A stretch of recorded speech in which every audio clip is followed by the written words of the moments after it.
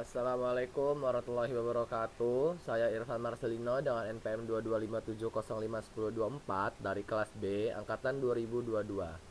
Dibuatnya video ini adalah Win Start or Stop untuk memenuhi tugas prasyarat ujian akhir semester pada mata kuliah pengantar organisasi komputer yang dibimbing oleh Bapak Febi Eka Febriansah, MT.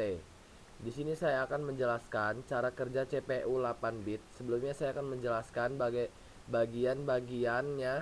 Pertama, di sini ada pin start or stop untuk memulai perjalanan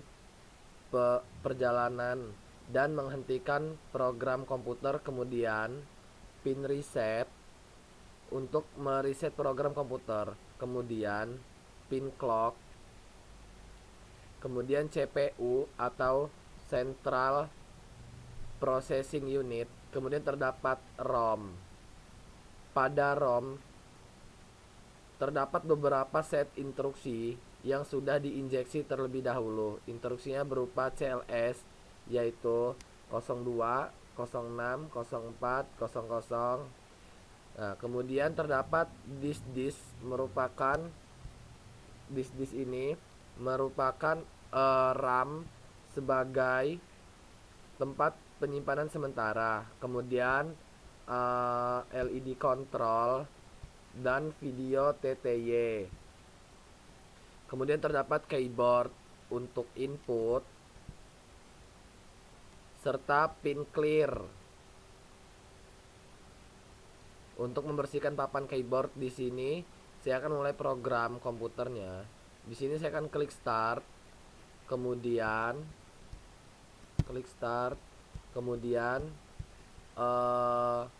pilih simulate, terus kita pilih yang 41 KHZ, terus CTRL-K. Nah, maka program akan berjalan. Pada LED control di sini ditampilkan logisme 8 bit CPU, dan pada video TTY di sini ditampilkan teks itu logisme 8 bit CPU made by Poloramos. Kemudian serta pilihan opsinya terdapat 6 opsinya. Sebelumnya saya akan menjelaskan bagaimana tulisan logisme 8 bit CPU pada LED control pada teks video TTY dapat ditampilkan.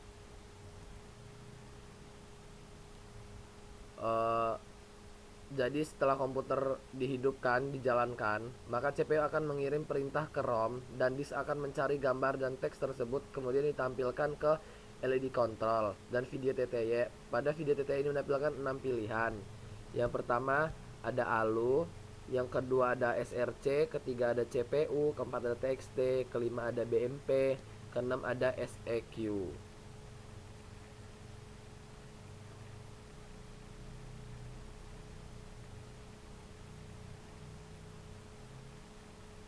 Nah, di sini saya akan memilih TXT. Saya akan menginput angka 4.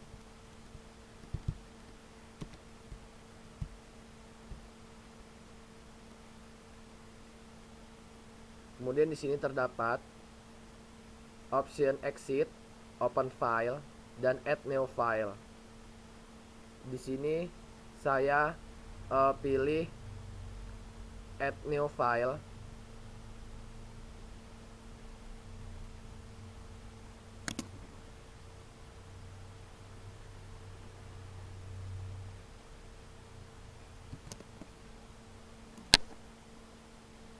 Nah, di sini saya akan menginputkan nama saya,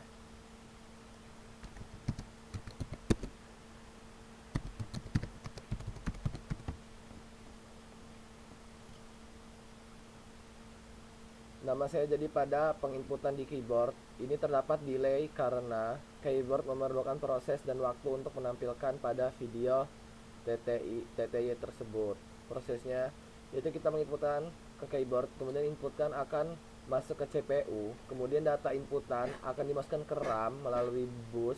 Dari RAM data dikembalikan ke CPU dan diteruskan ke dalam ROM. Jika ROM sudah membaca data inputan tersebut, maka data akan dikembalikan ke CPU dan kemudian diteruskan ke disk dari disk. Data inputan akan masuk ke dalam LED control, akan dikeluarkan dalam bentuk matriks yang akan dikirimkan ke video LED atau LED control. Pada LED control ini, data ditampilkan menjadi bitmap, yaitu tulisan logism 8 bit CPU merupakan bitmap, sedangkan pada bagian bawahnya yaitu video DTY, di mana inputan data akan muncul dalam bentuk kode ASCII. Jadi kode ASCII seperti ini dikeluarkan dalam bentuk kode ASCII. Cara kerja kemudian saya di sini akan menampilkan cara kerja keyboard prosesor.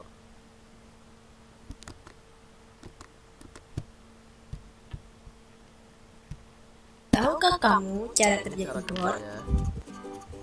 Misalnya kita mengetik huruf O, perintah akan masuk ke dalam keyboard prosesor. Dia bakal masuk Keyboard prosesor bertugas untuk mencocokkan inputan dengan kode binarnya. Selanjutnya, keyboard prosesor ini mengirimkan sinyal kepada RAM melalui bus. Bus adalah penghubung antara komponen-komponen di dalam sistem komputer. Sementara itu, keyboard prosesor juga mengirimkan sinyal kepada keyboard controller. Keyboard controller digunakan sebagai penghubung antara keyboard dengan komputer. Fungsi utamanya adalah untuk menginformasikan pada komputer ketika tombol ditekan atau dilepaskan. Setelah dari keyboard controller, masuk kepada interrupt controller. Interrupt controller untuk memfokuskan perintah, sehingga menghentikan kerja komputer yang lain dan memfokuskan untuk menjalankan perintah tersebut. Setelah dari interrupt controller, sinyal masuk ke prosesor. Di dalam prosesor, terdapat beberapa bagian. Bagian yang pertama adalah control unit. Control unit adalah bagian yang bertugas untuk mengontrol segala apapun pada prosesor. Bagian yang kedua adalah ALU. Di sini, ALU bertugas untuk membentuk fungsi-fungsi pengolahan data pada komputer. ALU terdiri dari dua bagian, yaitu unit aritmatika dan unit logika boolean, yang masing-masing memiliki spesifikasi tugas sendiri-sendiri. Di sini, kita memasukkan inputan berupa huruf, sehingga masuk ke unit logika boolean. Setelah dari unit logika boolean, proses dilanjutkan pada register. Register adalah tempat penyimpanan pada prosesor. Setelah dari prosesor, proses dilanjutkan ke cache, lalu ke chip ROM BIOS. Chip ROM BIOS berfungsi sebagai media penyimpanan firmware, sehingga BIOS dapat dieksekusi langsung secara cepat. Pada bagian bahasa binar inputan telah berubah menjadi huruf O atau sesuai dengan output yang diinginkan. Setelah itu, perintah kembali ke keyboard controller untuk memastikan inputan, lalu kembali ke chip ROM BIOS, lalu masuk ke RAM. RAM adalah tempat penyimpanan sementara. Setelah itu, perintah akan diarahkan bersama-sama ke monitor untuk menampilkan hasil atau output dari inputan yang sudah dimasukkan.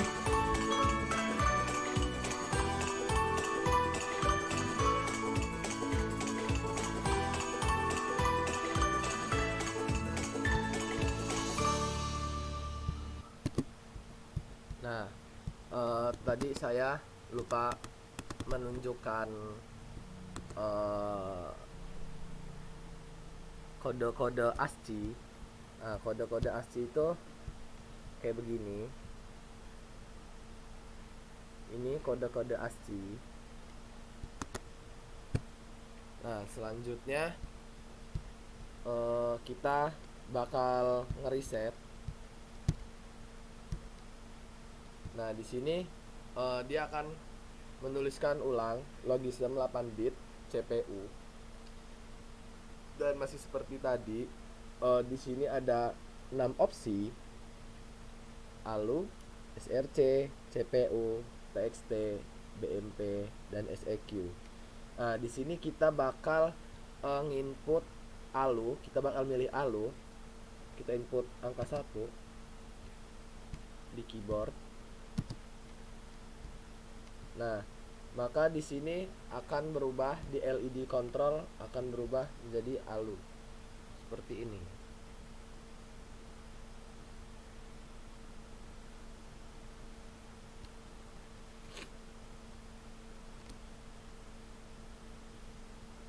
Nah, di sini kita bakal masukin NPM ujung kita di keyboard ini.